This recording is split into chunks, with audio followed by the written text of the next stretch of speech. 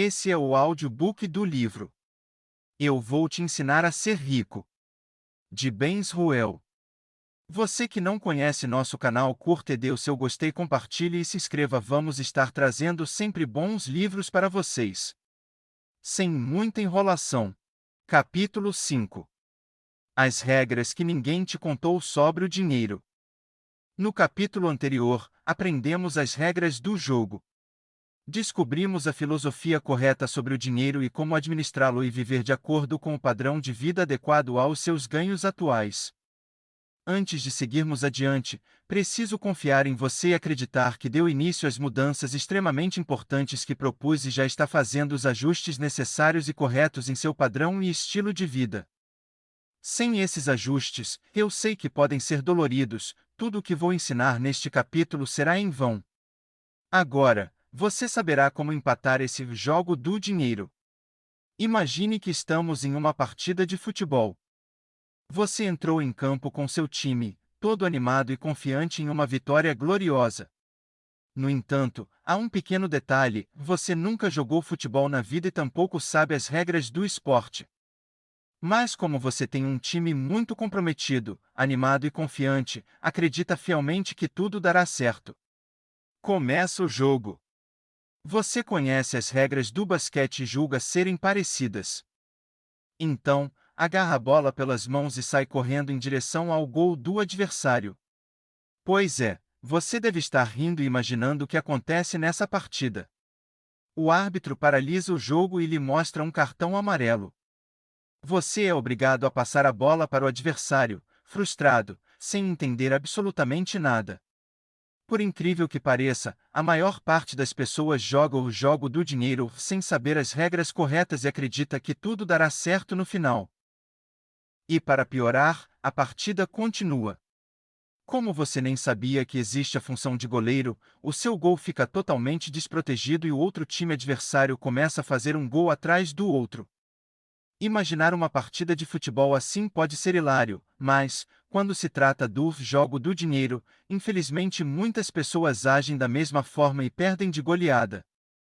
Na primeira parte do método, você aprendeu as regras do jogo, entendeu como lidar com o dinheiro, viver com padrão de vida correspondente aos seus ganhos e tomou algumas decisões críticas a respeito desse padrão. Agora, você pode jogar esse jogo do dinheiro da maneira correta.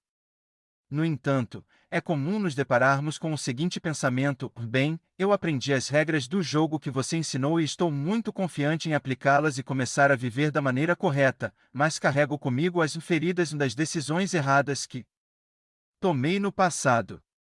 Tenho muitas dívidas, o que devo fazer? As regras que vou ensinar não estão em livros sobre finanças e não são conservadoras, mas, pela minha experiência de anos ajudando centenas de pessoas a se livrar das dívidas, afirmo que entender essas regras talvez seja a única maneira de resolver esse problema e sair vencedor desse jogo. Voltando à nossa hilária partida de futebol. 45 minutos de partida já se passaram e seu time está perdendo de 13-0. Você está revoltado. Já avisou o árbitro que o jogo não é justo, pois não sabe suas regras, e como capitão do time, pede paralisação da partida para poder se familiarizar com as regras. Contudo, o juiz não mostra nenhum sinal de compaixão e interesse em atender ao seu pedido. E, para piorar, você percebe que o jogo está sendo corrompido, porque todas as decisões que o juiz toma favorecem outro time, que está debochando de toda a situação, tirando sarro de sua cara a cada gol feito. Muitas vezes, temos essa sensação de impotência perante bancos e instituições financeiras. Parece que estão debochando da nossa ignorância. Com frequência, recebemos orientações e recomendações que não vão nos ajudar a melhorar a nossa situação, e em alguns casos, ocorre justamente o contrário.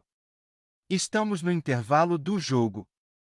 Inconformado com a situação, você se pergunta o que pode fazer para virar a partida. O que daria para fazer agora, a essa altura do campeonato? Motivar o time? Trocar um jogador ou outro? Quem sabe colocar mais atacantes? Será que com essas mudanças teremos alguma chance? Com certeza, você já sabe que não. O que nos resta fazer? Esse time só tem uma saída: quebrar todas as regras e simplesmente não entrar mais em campo, avisando que não pretende terminar essa partida até que as condições de ganhar o jogo sejam justas e iguais para os dois lados. Até logo e obrigado. Essa atitude deve ter surpreendido e até mesmo chocado você. Mas aí eu pergunto, que outra opção temos? A outra alternativa? Jogar com mais garra? Reclamar do juiz?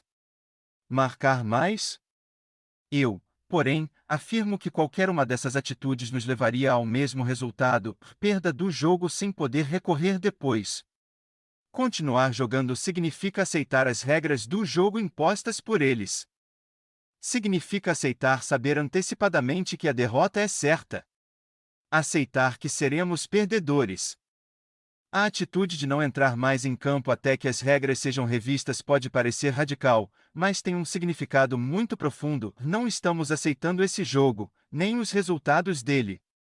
Agora vamos parar de falar de futebol e discutir a vida real. Quando nos encontramos em uma situação na qual, por erros passados e por não conhecer as regras, estamos sem condições de quitar as dívidas, o que devemos fazer? O que fazer, por exemplo, quando não conseguimos mais pagar a fatura do cartão de crédito, pois esta já é bem maior que o nosso salário? Como agir quando não conseguimos pagar as parcelas em dia de um empréstimo que adquirimos tempos atrás? A que recorrer quando o cheque especial virou um buraco tão grande, fundo e desesperador, que nosso salário é engolido por ele sem deixar nenhum rastro? Já li vários livros sobre administração financeira que falam sobre dívidas, mas confesso que, embora sejam bons, nenhum consegue realmente orientar as pessoas de maneira clara e correta, apresentando uma solução definitiva para esse problema. Muitos livros sugerem falar com o gerente do banco para pedir orientação. Outros aconselham a fazer outros empréstimos com juros menores para quitar uma dívida. Há ainda os que ensinam qual das dívidas devemos pagar primeiro, quais deixar para pagar depois, etc. Mas para uma pessoa que está enrolada em muitas dívidas, qualquer uma dessas soluções só gera uma situação, um pouco de alívio para as cobranças de curto prazo e mais dívidas de longo prazo. Com o passar dos anos, cansei de ver pessoas que tinham um único empréstimo ou um único cartão de crédito com as finanças descontroladas e por falta de orientação tomaram atitudes erradas e se afundaram cada vez mais em empréstimos e dívidas. Neste capítulo, você vai aprender a solução definitiva e correta para seguir quando se encontrar endividado. Se tiver a atitude e a coragem suficientes para seguir as minhas orientações, garanto que, em um prazo de 12 meses, você quitará todas as suas dívidas e terá uma nova vida financeira.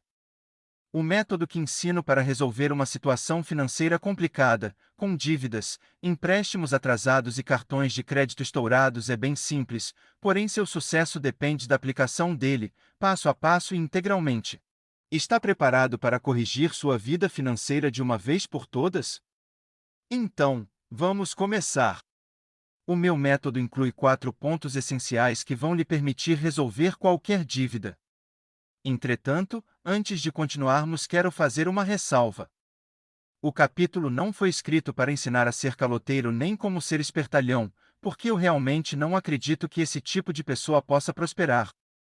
Ele foi desenvolvido para ensinar as regras do jogo e como vencê-lo, mesmo com erros financeiros do passado, mostrando que você não é obrigado a pagar juros abusivos ou pegar novos empréstimos, que multiplicam o valor real das dívidas. Estamos no Brasil, país onde os juros praticados legalmente pelos bancos são os mais altos do mundo. Não existe outro país no mundo com juros tão altos. Para você ter uma ideia, em Israel, onde eu nasci, nem a agiota tem coragem de cobrar juros tão altos assim. Por que os juros são tão altos no Brasil? Não existe justificativa técnica, econômica, política ou moral para a cobrança de taxas tão elevadas. Os bancos brasileiros cobram as maiores taxas de juros do mundo em cartão de crédito e cheque especial.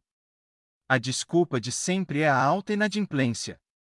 Afinal, a inadimplência no Brasil é realmente tão elevada assim?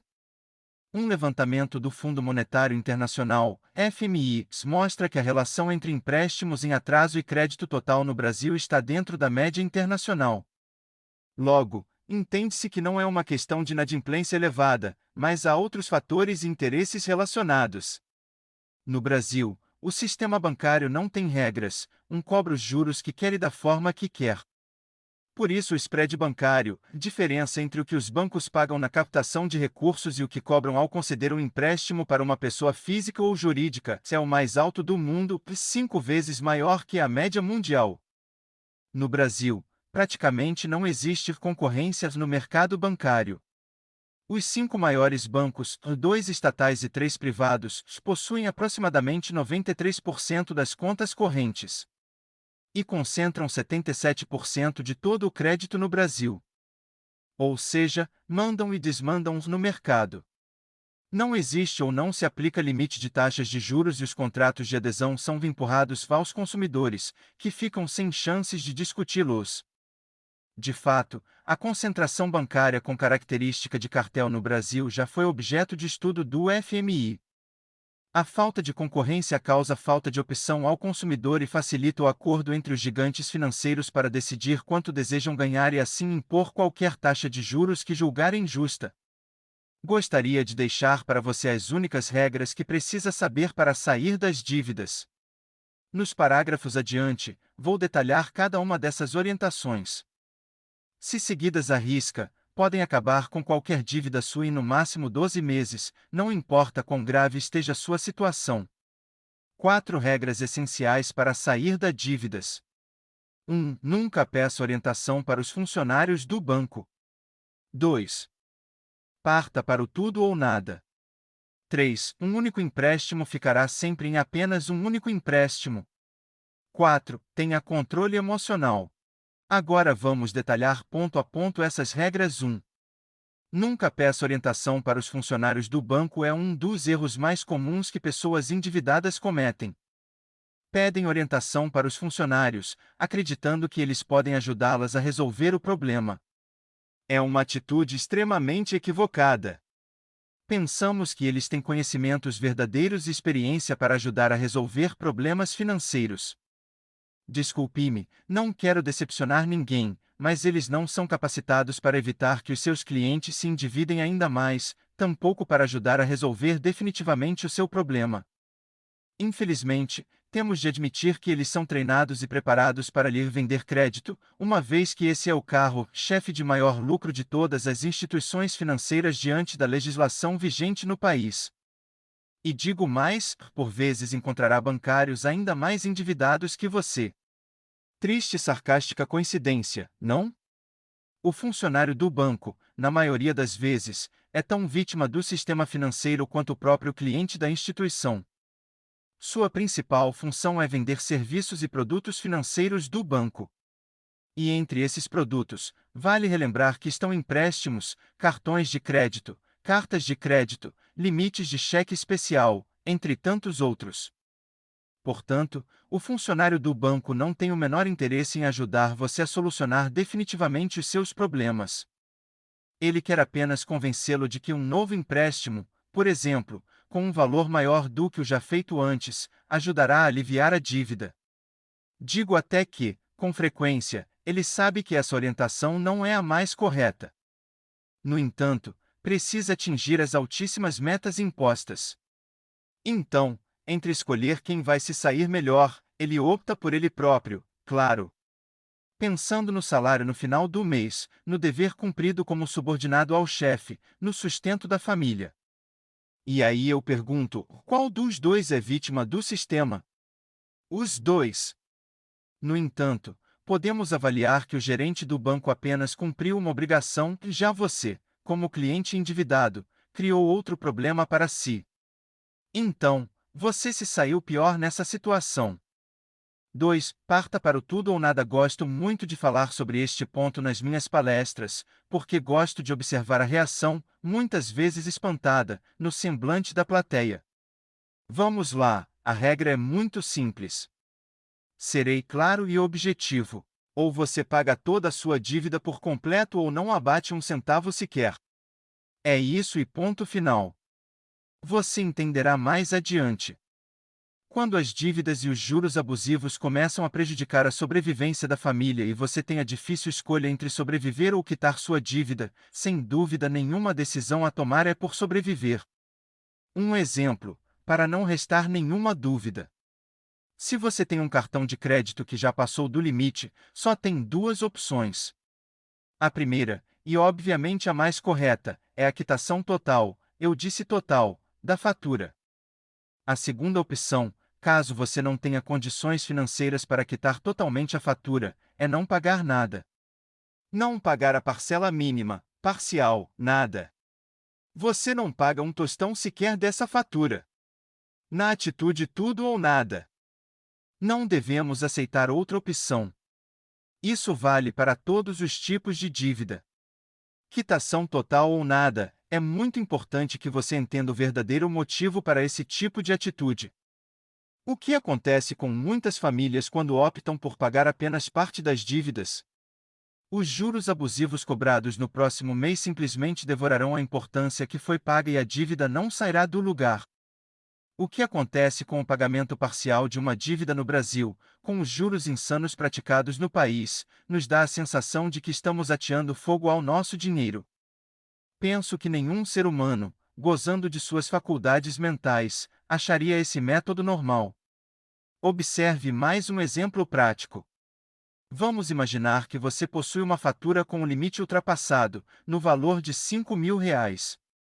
Você não tem condições de pagar o total e, como não conhece as regras do jogo, decide pagar apenas o valor mínimo, de R$ 750, 15% do total. Esse percentual pode variar conforme a bandeira de cada cartão.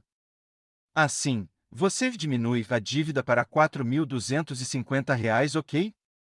Em seguida, porém, o banco cobrará a taxa de juros do cartão, que hoje em dia varia entre 11% e 16% ao mês, somando os encargos e as multas que serão mais 3% sobre o valor restante. Assim, a fatura para o próximo mês terá praticamente o mesmo valor da anterior. Resumindo, você acabou de jogar no lixo aproximadamente R$ 750. Se insistir nesse pagamento mínimo durante o período de um ano, você enriquecerá o banco com a importância de R$ 9.000. Um dinheiro que deveria beneficiar e suprir as suas necessidades e as de sua família. E para piorar ainda mais a situação, no fim ainda continuará com a dívida da fatura inicialmente existente no valor dos mesmos R$ 5.000, ou até mais do que isso. É como diz o ditado, seria cômico se não fosse trágico. Quantas pessoas você conhece que usaram um cheque especial e, para não receber cobranças, fizeram depósitos parciais na conta, pensando que estavam evitando um agravamento do problema, e somente depois de um tempo descobriram que esses depósitos não só favoreceram a situação negativa de sua conta, como, ao contrário do que desejavam e imaginavam, aumentaram ainda mais a dívida. Assim entendemos o resultado do poder destrutivo dos juros abusivos no Brasil. Resumindo e enfatizando mais uma vez, tudo ou nada. Tenho certeza de que muitos de vocês devem estar pensando, o que eu mais queria era poder fazer isso, parar de pagar juros. Não estou aguentando mais pagar dívidas que parecem nunca ter fim. Eu gostaria de tomar essa atitude, mas tenho medo. Ressalva importante, meu intuito com este livro não é apenas ensinar a você qual caminho é necessário percorrer para sair das dívidas, mas também ajudá-lo e de alguma forma encorajá-lo a superar todos os medos do bicho-papão que existem em sua cabeça. Então vamos listar todos esses receios que até hoje impediram você de tomar a atitude correta para quitar as dívidas. Se eu parar de pagar as dívidas, o que acontecerá comigo?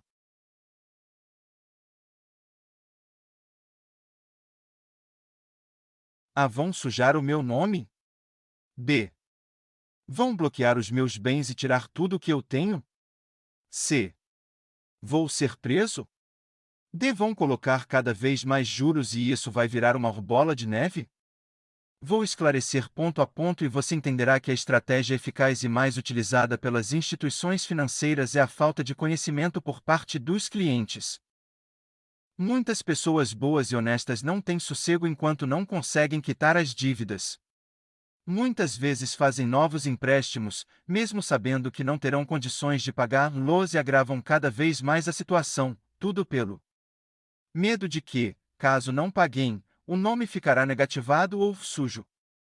Permita-me a correção, mas o correto deveria ser nome protegido, levando um pouco de bom humor a essa triste e trágica situação. Afinal, com seu nome no SPC e no Serasa, seu acesso a crédito ficará limitado, ou seja, ficará impedido de tomar atitudes impensadas e cometer novos erros financeiros. Para falar a verdade, no caso de muita gente para quem prestei consultoria financeira, foi a melhor coisa que poderia ter acontecido naquele momento da vida. Faz todo sentido, você não fará mais dívidas, se quiser adquirir algo terá de ser à vista e, finalmente, quem sabe, aprenderá a controlar o orçamento e viver exatamente com aquilo que tem.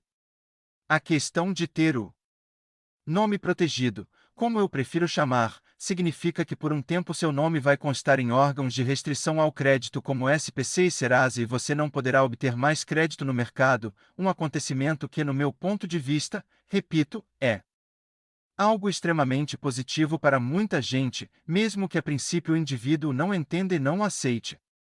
O que muitas vezes está em jogo é o apelo emocional, principalmente entre pessoas com idade mais avançada, por questão de honra e hombridade. Para essas pessoas, a vida se baseou nos princípios de que sempre devemos manter nossa palavra a qualquer custo e que sempre devemos honrar nossos compromissos.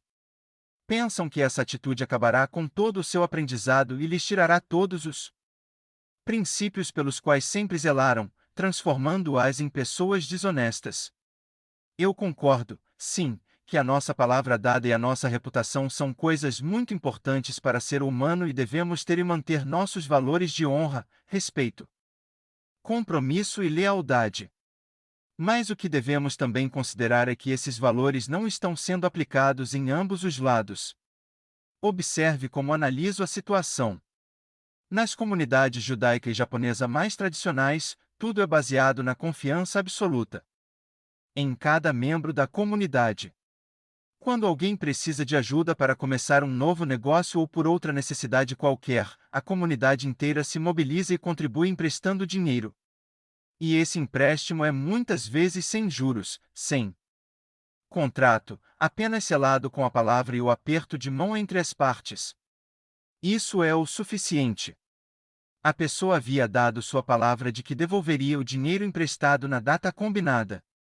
No nosso caso, porém, observe que não se aplica essa mesma honra para o outro lado acordado. Você não concorda? Não é justo quando, por falta de opção, aderimos a um serviço ofertado, com regras escondidas, e quando nos damos conta, já estamos endividados com uma instituição financeira que não se preocupa com honra e justiça em nenhum momento, apenas zela pelo lucro mais alto possível e o prioriza. Quando estamos jogando no outro time, as regras mudam. Por exemplo, quando emprestamos dinheiro ao banco, poupança, este nos paga a taxa máxima de 6% ao ano, mas quando voltamos ao nosso time, ao tomarmos um empréstimo, o banco pode cobrar até 400% de juros ao ano. Pode me mostrar onde estão a honra, a justiça entre as partes e a hombridade? Então, meu querido leitor, entendo perfeitamente que você tem os seus princípios e a sua palavra. Admiro, respeito e concordo com tudo isso.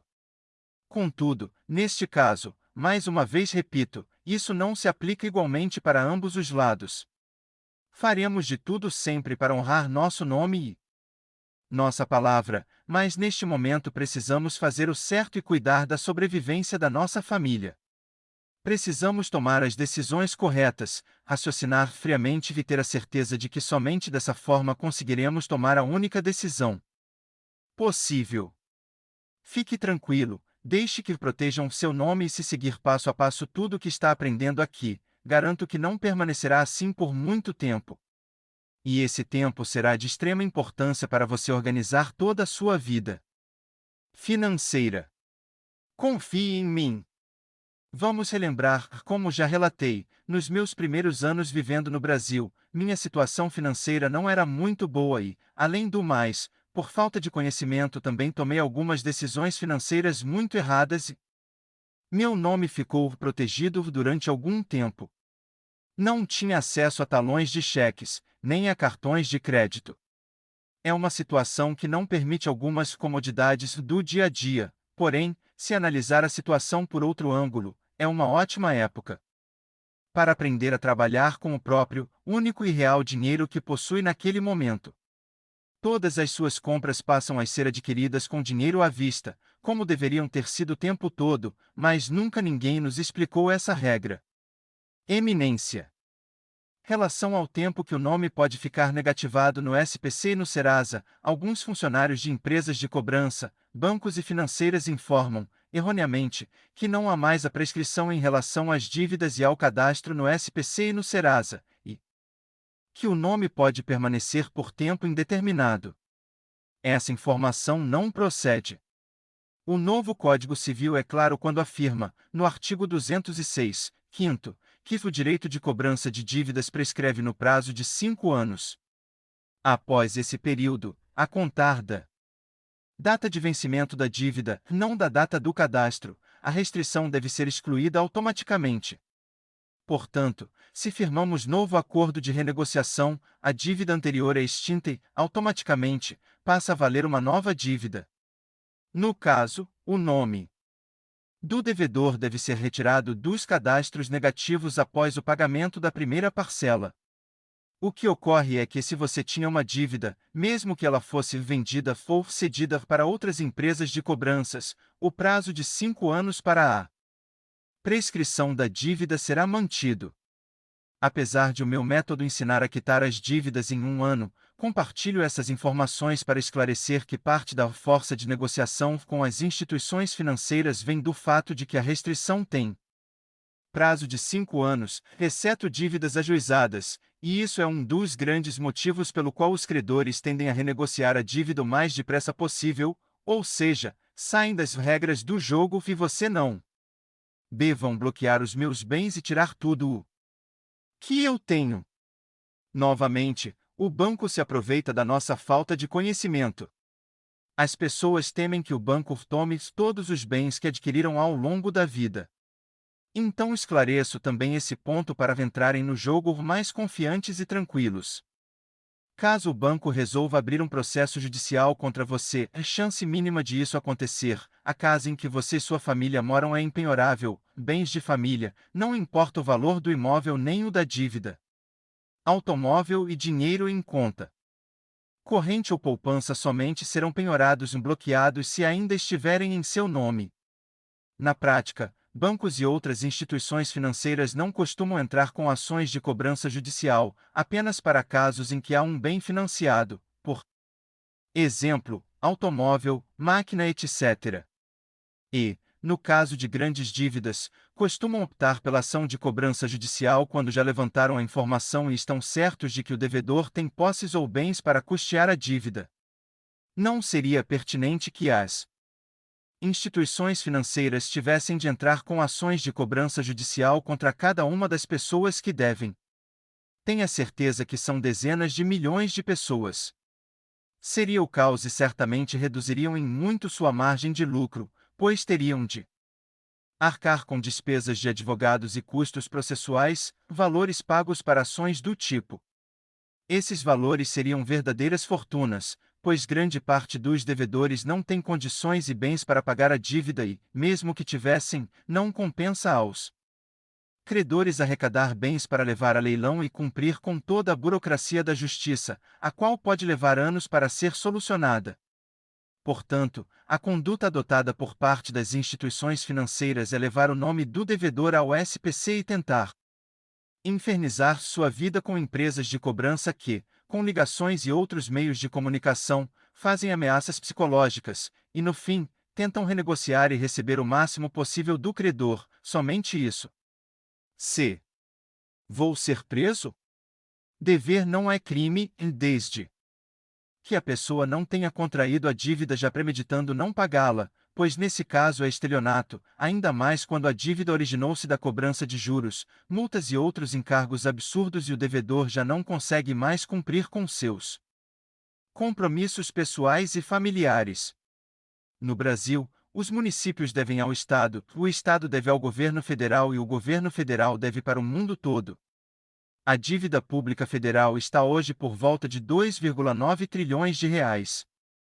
E, desculpe-me pela minha sinceridade, não vejo nenhum servidor público perdendo o sono por isso. No Brasil, você só será preso por dívida em duas situações: se não pagar pensão alimentícia ou se for depositário infiel, caso seja responsável por bem penhorado e não o tenha devolvido quando requisitado. Você deve estar ciente de que não ficou devendo porque quis, mas porque teve de fazer a escolha entre pagar juros absurdos ou colocar alimento na mesa. Você não será preso por dever. Os credores têm o direito de cobrança, ligar, mandar cartas, mas o direito deles vai até onde começa o seu. Portanto, cobranças abusivas, que começam a incomodar, em locais e horários impróprios e que proporcionam vulnerabilidade moral não são permitidas e você deve buscar seus direitos judiciais. Sendo até mesmo possível, acionar direitos morais, se for o caso. Devam colocar cada vez mais juros e isso vai virar uma bola de neve? Esse é um dos maiores medos dos endividados quando aconselho a parar de tentar renegociação. Temem que os juros aumentem ainda mais a dívida, mês após mês, incontrolavelmente. Vamos esclarecer mais um ponto importantíssimo de como as coisas realmente funcionam na prática. Quando tentar negociar com o gerente do banco e questioná-lo sobre o que acontece se parar de pagar a dívida renegociada, a resposta dele certamente será de que cobrarão juros sobre juros, mês após mês, até a data da efetiva quitação integral.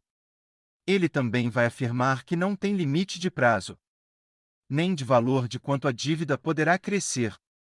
Isso é verdade, na teoria. As informações que vou passar são difíceis de obter em outro lugar, mas qualquer gerente de banco com conhecimento de causa e boa vontade pode confirmá-las. Vamos imaginar que o seu cartão de crédito está com o limite ultrapassado e você não tem a mínima condição de quitar a fatura integralmente. Assim, a única opção é parar de pagá-lo. Na prática, o banco cobrará juros sobre juros apenas nos primeiros 6 meses. A fim de intimidá-lo, o banco pode apresentar faturas futuras com valores mais altos do que os primeiros 6 meses anteriores, mas o que vale realmente são os valores dos primeiros 6 meses. Isso ocorre por conta da PDD, Provisão para Devedores Duvidosos. Importante ressaltar, o banco só vai parar de atribuir juros 6 meses após você parar de pagar qualquer valor. Se durante esse tempo, você insistir em tentar renegociar ou pagar o mínimo, todas essas informações que passo são inválidas. As regras dos 6 meses só funcionam a partir do momento em que você parou de pagar. E é importante que o processo ocorra exatamente assim, porque o banco negocia com quem não está pagando. Se você paga algum valor da dívida, o banco entende que você está concordando com a prática de cobrança. Portanto, a triste realidade é que se você insiste na renegociação até o seu limite máximo e faz pagamentos habituais da dívida, ficará nas mãos do sistema bancário, no qual as regras só beneficiarão o próprio banco, deixando você cada vez mais sem solução. Vamos esclarecer também como funciona o sistema bancário. Alguns aspectos mudam de um banco para outro, mas o sistema possui um funcionamento geral comum a todas as instituições. A partir do momento em que o banco percebe a inadimplência do cliente, começa um processo agressivo de cobranças, que vou relatar a seguir. Nessa hora, o objetivo final do banco muda. Em vez de querer obter ganhos com juros abusivos, passa a querer apenas recuperar o valor que verdadeiramente forneceu. Desse modo, qualquer valor que o banco conseguir será apenas um bônus nesse momento. Começa então o verdadeiro processo de negociação. Esteja certo de que a negociação obviamente não se inicia assim que você parar de pagar, pois ainda ocorrerão as tenebrosas cobranças de todas as formas possíveis. Certamente será efetivado o processo de negativação do seu nome. Já afirmei, o direito de um começa onde acaba o do outro.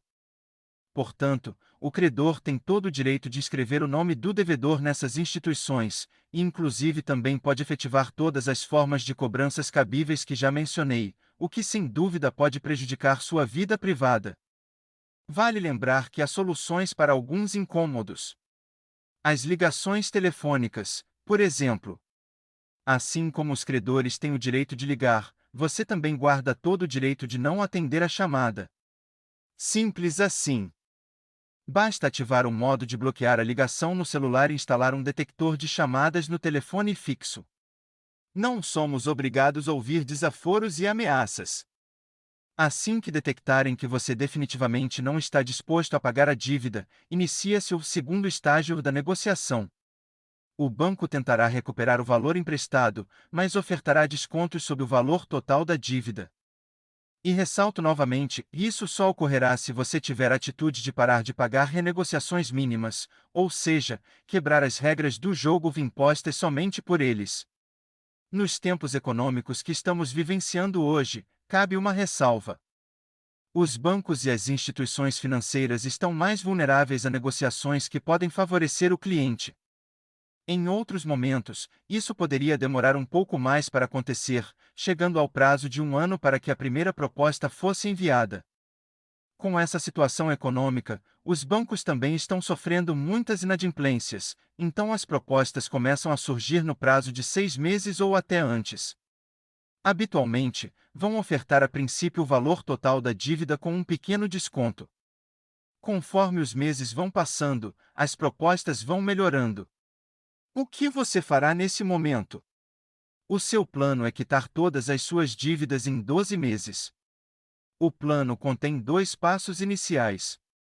O primeiro você já aprendeu no capítulo anterior: viver com um padrão de vida mais baixo do que você pode, para sobrar dinheiro todo mês. O segundo passo é criar uma poupança, que chamará propositalmente de libertação das dívidas. Nessa poupança, você guarda uma importância X ao mês, com o único objetivo de quitar todas as suas dívidas. Uma dica: um valor razoável é 10% do valor original das dívidas. Tomando por base o exemplo anterior, a fatura de cartão de crédito de R$ 5,00, 000,00 reais, você poupará R$ 500 todos os meses e depois de 12 meses terá dinheiro suficiente para fazer uma contraproposta ao banco, que provavelmente será aceita, e assim obterá a tão esperada quitação integral da dívida, pelo valor que possui em mãos. Essa proposta, caso queira, pode ser feita antes dos 12 meses. Em algumas consultorias que prestei recentemente, o banco já começou a mandar e aceitar propostas com descontos interessantes já depois de apenas 4 meses. Nesse caso, sua postura deverá ser a seguinte: aceitam ou devo ofertar a outro credor? Caso o banco não aceite a sua proposta, não há problema algum. Você deverá manter o plano e em pouco tempo depois, pode confiar, o banco aceitará a proposta. Lembra-se de que depois de 5 anos o registro da dívida no Serasa vai prescrever? Pois é, o banco precisa tomar as providências o mais rápido possível para não perder o valor total. Por isso, conforme o tempo passa, o banco tende a aceitar qualquer valor, pois ele já a considera dívida perdida. 3. Um único empréstimo ficará sempre em um único empréstimo. Aqui está um dos erros mais comuns que devedores cometem. Muitas vezes, fazemos um novo empréstimo no banco, a fim de solucionar o problema gerado por um antigo empréstimo, com parcelas menores, mas não atentamos a um detalhe importante: o valor total do empréstimo ficará ainda maior. Por exemplo, você fez um empréstimo de R$ 10.000. Seu plano inicial era devolver em 12 parcelas de R$ 1.100. Depois de pagar 2 parcelas, perdeu o seu emprego, ou teve baixa no faturamento do negócio. Assim, não consegue mais arcar com as parcelas.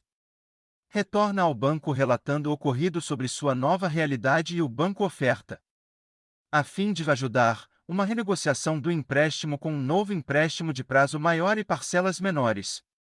Agora são 24 parcelas de R$ 800.